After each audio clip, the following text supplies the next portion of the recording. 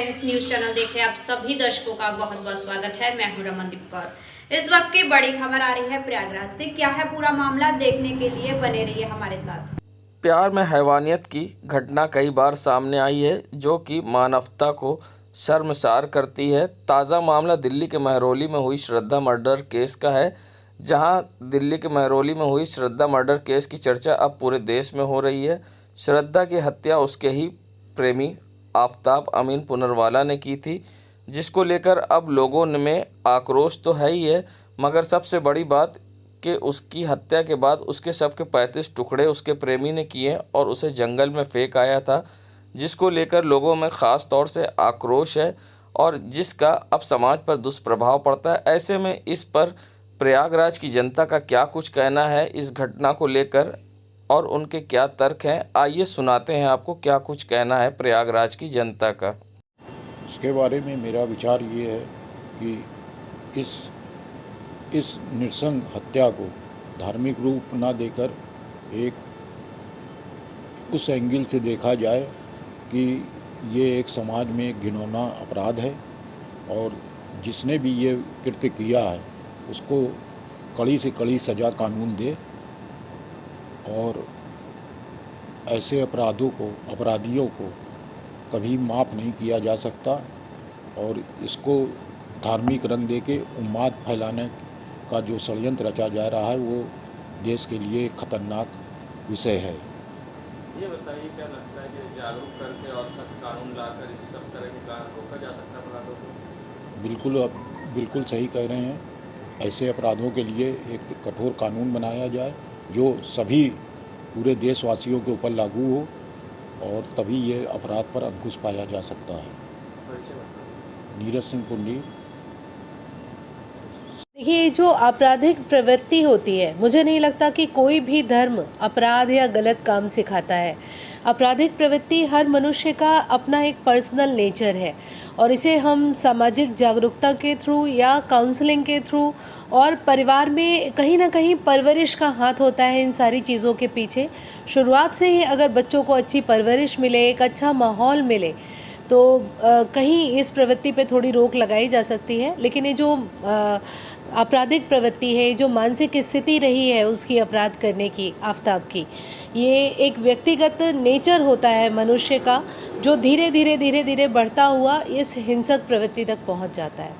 क्या लगता है सख्त कानून और जागरूकता इससे कम हो सकते हैं इस तरह के अपराध? बिल्कुल, क्योंकि ये जो प्रवृत्ति है इसे डरा कर और समझा कर दोनों ही तरीक़ों से ही कम किया जा सकता है। सिर्फ डरा कर या सिर्फ समझा कर कम नहीं किया जा सकता। ये बताना होगा कि आगे से अगर ऐसा अपराध हुआ तो इसके एवज में आपको क्या क्या सज़ा भुगतनी पड़ सकती है और सामाजिक तौर से, स्पिरिचुअल तौर से ये समझाना होगा कि ये काम बहुत ही गलत है।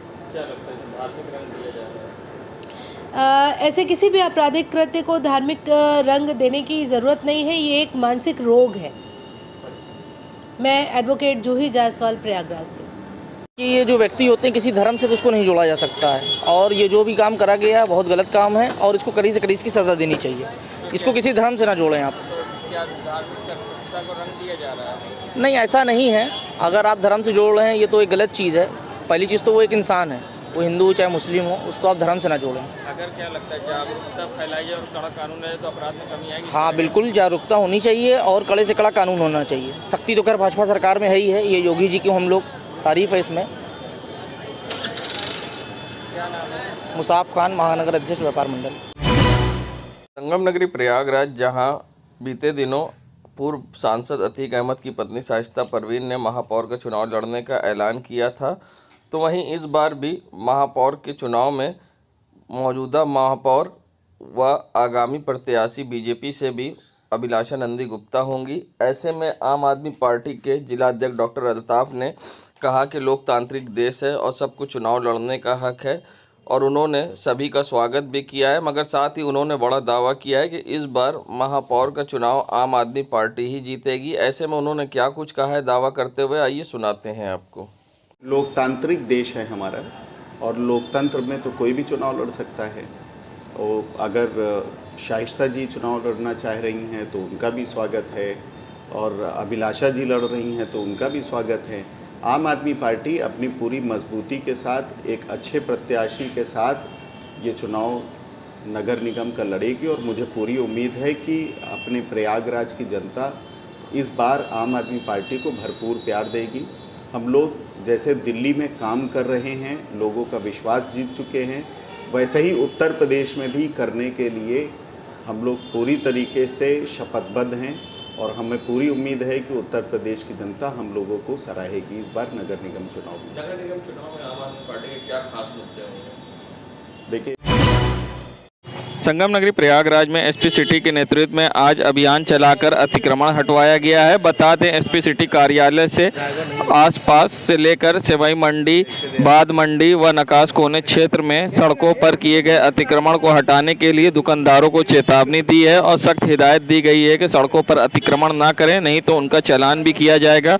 कड़ी सुरक्षा और पुलिस बल के साथ सड़कों पर निकले एसपी सिटी संतोष कुमार मीणा ने आज लोगों को यहाँ चेतावनी दी है और दुकानदारों को सख्त हिदायत दी है कि यहाँ पर किसी तरह का अतिक्रमण ना करें, जिससे आने जाने वाले लोगों को परेशानी हो, क्योंकि अतिक्रमण के कारण यहाँ जाम लगता है, जिसको लेकर एसपी सिटी ने लोगों को चेतावनी दी है और कई दुकानों का चालान भी किया गया है। बता दें, एसपी सिटी कार्यालय से लेकर सस्ता बाजार तक ये अभियान चलाया गया और लोगों को चेतावनी दी गई है। बता दें, लोग ज़्यादातर सड़कों पर अतिक्रमण करें, जिससे जाम की समस्या होती है और लोगों को परेशानी होती है।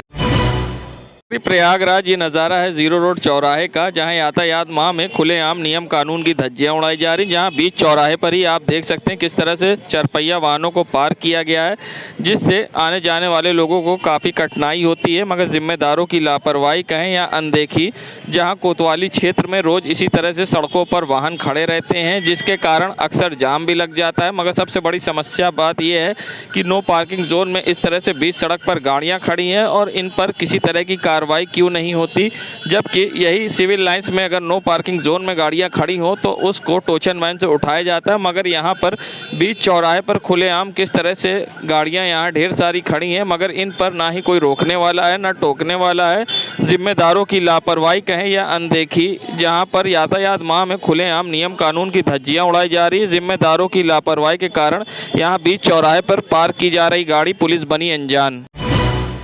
संगम नगरी प्रयागराज आम आदमी पार्टी के किसान प्रकोष्ठ प्रदेश सचिव एवं पूर्व नेता स्वच्छाग्रही संघ सम्राट वीरेंद्र कुशवाहा ने प्रयागराज पहुंचे थे, जहां उन्होंने अब लोगों से अपील की है और लखनऊ पहुंचकर प्रदर्शन में हिस्सा लेने की अपील की है। साथ ही उनका दावा है कि वो भी 19 तारीख को लखनऊ पहुंचेंगे और लोगों से उन्होंने अपील करते हुए कहा है 2016 से लेकर आज तक केवल पूरे प्रदेश में शौचालय निर्माण से संबंधित कई गतिविधियां संचालित की, लेकिन भुगतान की बारी आई तो जनपदों को लेकर ब्लॉक तक जिम्मेदार अधिकारियों ने पल्ला झाड़ लिया।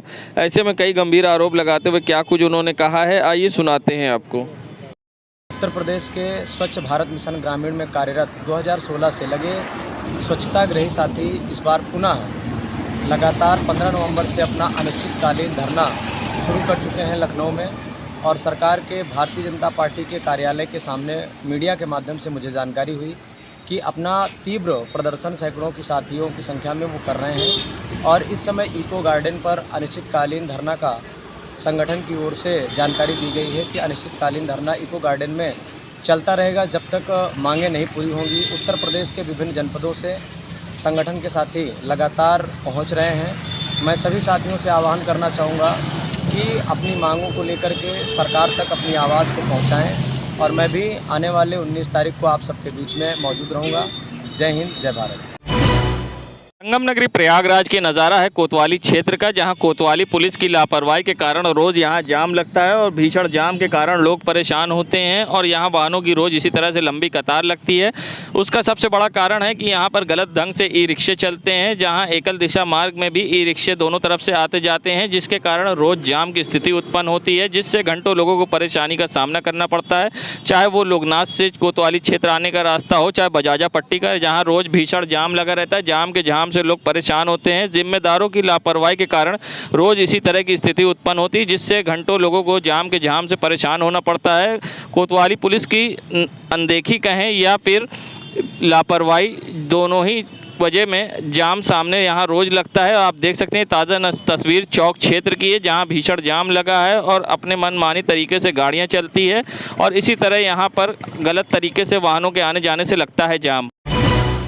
संगम नगरी प्रयागराज में उस समय बड़ा हादसा हो गया जब नए यमुना पुल पर एक टेम्पो पलट गया जिसमें कई सवारी भी थी और साथ ही टेम्पो पलटने के कारण अफरा तफरी का माहौल हो गया। जहां मौके पर पहुंची पुलिस व अन्य लोगों ने टेम्पो से लोगों को सुरक्षित निकाला।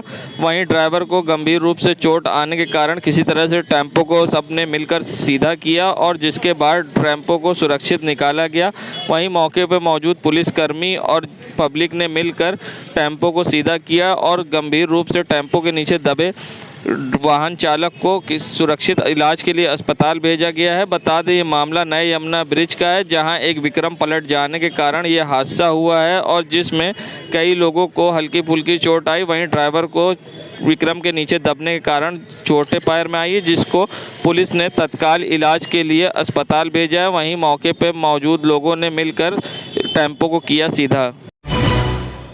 संगम नगरी प्रयागराज इस वक्त की बड़ी खबर आ रही है प्रयागराज के ज़ीरो रोड बस स्टैंड की। ये नज़ारा है ज़ीरो रोड बस स्टैंड का जहां यहां से कई राज्यों के लिए बसें चलती हैं। ख़ास तौर से रीवा के लिए यहां से बस संचालित होती है मगर यहां पर पूछताछ केंद्र पर सन्नाटा पसरा दिखाई दिया और यहां के पूछताछ केंद्र के दरवाजे पर ताला लटका दिखाई दिया। जिम्मेदारों की लापरवाही कहें या अनदेखी, जहां पर आप देख सकते हैं पूछताछ केंद्र के दरवाजे पर ताला लटका है और सामने आपको ये भी हम दिखाते हैं कि पूछताछ केंद्र के अंदर पूरा रूम खाली पड़ा हुआ है। ना कोई यहां पर जिम्मेदार है और ना ही कोई बताने वाला। ऐसे में यात्रियों को रात में अगर किसी बस के बारे में जानना हो तो वो किससे जानेंगे। अपने आप में एक बड़ा सवाल खड़ा होता है और जिम्मेदारों की लापरवाही आई सामने। अब देखना है इस पर होती है किस तरह की कार्रवाई।